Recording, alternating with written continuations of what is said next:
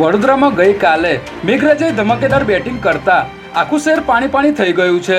વડોદરામાં ગઈકાલે એક જ દિવસમાં 73 ઇંચ વરસાદ વરસી જતા નીચાણવાળા વિસ્તારો પાણીમાં ગરકાવ થઈ ગયા છે અને અનેક વિસ્તારોમાં હજી પણ પાણી ઉતર્યા નથી। ત્યારે ભારે વરસાદને પગલે વિશ્વામિત્રી નદીએ પણ ભયજનક સપાટી વટાવી દીધી છે।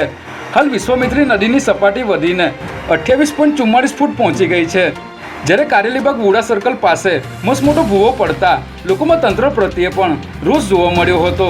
જોકે તંત્ર દ્વારા ભારે વરસાદને પગલે ઇમરજન્સી કોન્ટેક્ટ નંબર પણ જાહેર કરાયા હતા।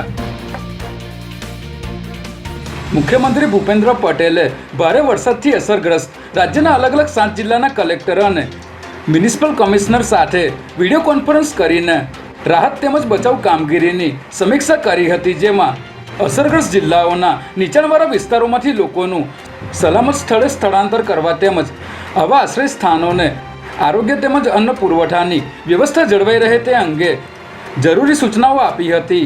આ ઉપરાંત હજી પણ અતિભારે વરસાદની આગાહીને પગલે સતર્કતા સાથે કાર્યરત રહેવા તંત્રને માર્ગદર્શન આપ્યું હતું।